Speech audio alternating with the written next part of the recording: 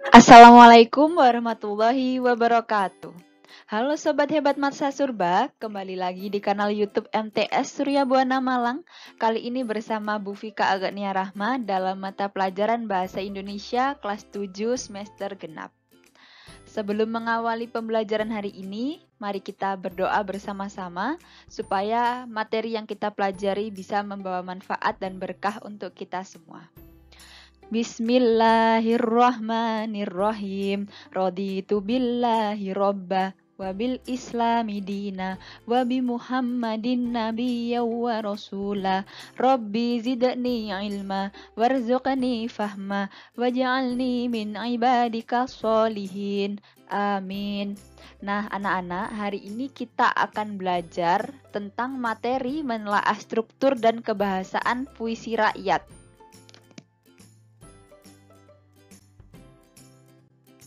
Kompetensi dasar materi kita hari ini ialah menelaah struktur dan kebahasaan puisi rakyat, pantun, syair, dan bentuk puisi rakyat setempat yang dibaca dan didengar. Dari kompetensi dasar tadi, tujuan pembelajaran kita yakni menyimpulkan variasi pola pengembangan puisi rakyat, serta menyimpulkan prinsip penggunaan kata atau kalimat pada puisi rakyat. Ayat Al-Quran yang mengimplementasikan materi kita pada hari ini yakni Al-Quran Surat Ali Imran ayat 102 yang berbunyi Ya ayyuhalladzina amanuttaqullaha haqqa tuqatihi wa la tamutunna illa wa antum muslimun. Artinya, wahai orang-orang yang beriman, bertakwalah kepada Allah dengan sebenar-benarnya takwa kepadanya. Dan janganlah sekali-kali kalian mati, melainkan dalam keadaan beragama Islam. Ayat ini sesuai dengan kalimat yang digunakan dalam puisi rakyat, yaitu kalimat perintah. Nah, di dalam Al-Quran ini terdapat perintah untuk bertakwa kepada Allah. Nah, anak-anak, kita akan mempelajari tentang struktur puisi rakyat terlebih dahulu. Nah, struktur puisi rakyat ini dilihat dari jumlah baris per baitnya, letak isinya, serta pola rima atau bunyi akhirnya.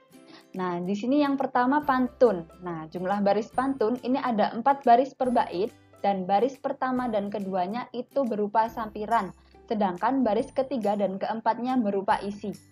Kemudian pola rima akhir pantun itu bersajak ABAB. Nah, yang kedua syair. Syair ini jumlah baris per baitnya itu ada 4 baris per bait. Dan semua barisnya adalah isi dengan sajak AAAA. Yang ketiga itu gurindam. Nah, gurindam ini barisnya ada 2 baris per bait.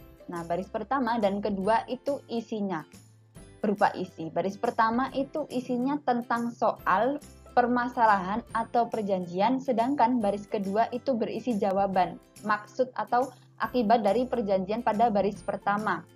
Nah, sajaknya gurindam ini bersajak A, A, B, B, C, C, dan seterusnya. Nah, Sobat Hebat, selanjutnya kita akan membahas tentang kaidah kebahasaan puisi rakyat. Dilihat dari yang pertama, jenis kalimatnya, yakni menggunakan kalimat imperatif. Nah, kalimat imperatif itu apa? Kalimat imperatif itu kalimat yang memberikan komando. Jenis-jenisnya ada kalimat perintah, saran, ajakan, seru, dan larangan. Nah, kaidah kebahasaan yang kedua itu menggunakan kata penghubung. Kata penghubung yang digunakan pada puisi rakyat, ini ada kata penghubung tujuan, kata penghubung sebab, kausal, kata penghubung akibat, dan kata penghubung syarat. Nah, kata penghubung ini juga biasa disebut dengan konjungsi. Kaidah kebahasaan yang ketiga, itu ada kalimat tunggal dan kalimat majemuk. Nah, di sini kalimat majemuk yang digunakan ialah kalimat majemuk bertingkat yang terbagi menjadi beberapa pola. Yang pertama ada kalimat majemuk hubungan syarat, kemudian hubungan tujuan, hubungan konsensif, hubungan penyebaran, hubungan perbandingan, hubungan akibat, dan hubungan cara. Nah, sekarang Ibu akan menjelaskan kaidah kebahasaan yang pertama, yakni kalimat imperatif. Nah, tadi sudah Ibu paparkan kalimat imperatif ada 5. Yang pertama itu kalimat perintah. Nah, kalimat perintah ini bermaksud untuk memberi perintah atau suruhan. Ditandai dengan partikel lah atau kan. Nah, contohnya ini, buanglah sampah pada tempatnya. Nah, kalimat perintahnya yang mana? Itu pada kata buanglah. Nah, ini menggunakan partikel lah setelah kata dasar. Kemudian yang kedua itu kalimat saran. Nah, kalimat saran ini berisi tentang saran kepada orang lain untuk kebaikan. Biasanya ditandai dengan kata sebaiknya dan juga seyogyanya. Contohnya, sebaiknya kau pikir dahulu demi keputusan yang tepat. Nah, kalimat sarannya ini sebaiknya. Yang ketiga, itu kalimat ajakan. Nah, kalimat ajakan ini berisi ajakan kepada orang lain untuk melakukan suatu perbuatan. Biasanya ditandai dengan kata ayo dan mari. Nah, contohnya di sini, marilah kita jaga agar lestari. Nah, kalimat ajakannya itu yang marilah. Seperti itu. Selanjutnya ada kalimat seru. Nah, kalimat seru ini kalimat yang mengungkapkan rasa hati seperti kagum, heran, senang, dan sedih. Biasanya ditandai dengan kata alangkah, betapa, dan bukan main. Nah, contohnya pada kalimat itu alangkah indahnya alam Indonesia ini. Nah, kalimat serunya itu yang alangkah. Yang kelima, kalimat larangan. Nah, kalimat larangan ini kalimat yang berisi larangan agar orang lain tidak melakukan suatu kegiatan.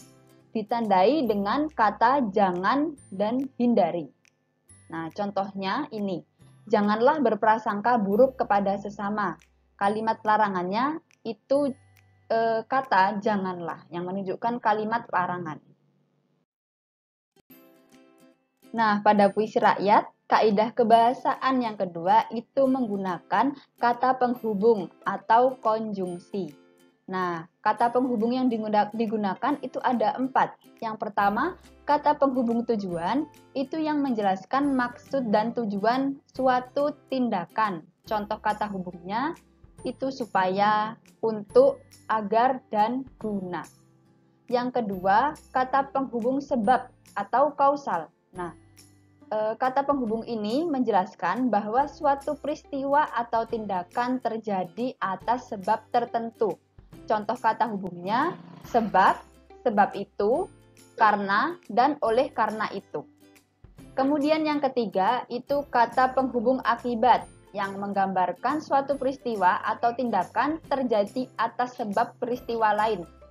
Contoh kata hubungnya itu sehingga, sampai, dan akibatnya.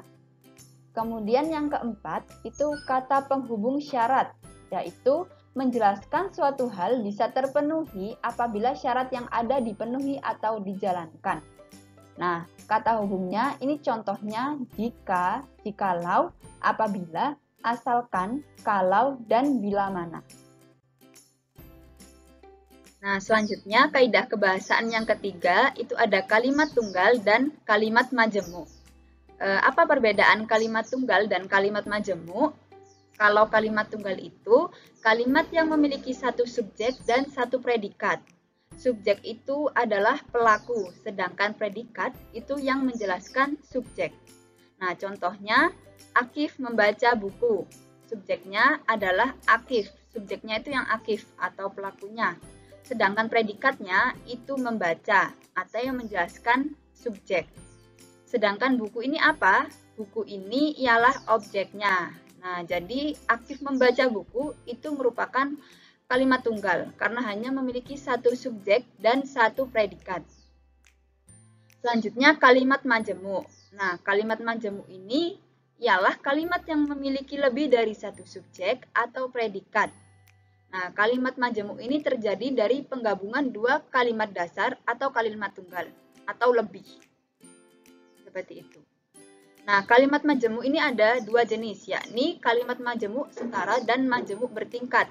Tetapi pada puisi rakyat ini, kalimat majemuk yang digunakan ialah kalimat majemuk bertingkat.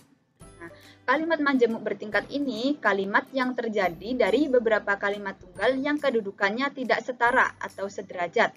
Contohnya, agar saya mendapatkan peringkat 1, saya rajin belajar di rumah.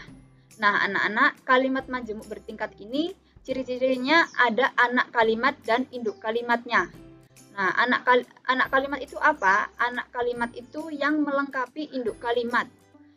Anak kalimat ini ditandai dengan menggunakan konjungsi atau kata penghubung. Sedangkan induk kalimat itu inti kalimatnya yang bisa berdiri sendiri. Nah, di sini anak kalimatnya agar saya mendapatkan peringkat 1. Itu kata penghubungnya itu agar yang menunjukkan anak kalimat. Kalau induk kalimatnya saya rajin belajar di rumah. Nah, induk kalimat ini bisa berdiri sendiri. Jadi, saya rajin belajar di rumah itu bisa berdiri sendiri walaupun tidak ada anak kalimatnya. Tetapi, anak kalimat itu tidak bisa berdiri sendiri kalau tidak ada induk kalimatnya. Seperti itu. Nah, selanjutnya Ibu akan menjelaskan pola-pola kalimat majemuk bertingkat.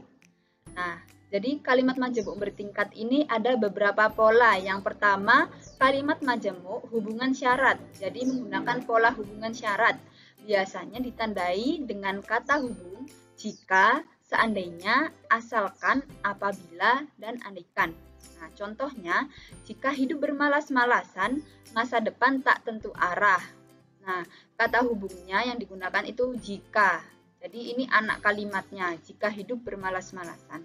Sedangkan induk kalimatnya itu yang masa depan tak tentu arah. Nah, tadi sudah Bu Vika jelaskan kalau kalimat majemuk ini terdiri dari dua kalimat tunggal atau lebih. Nah, jadi ini kalimat tunggal yang pertama dan ini kalimat tunggal yang kedua.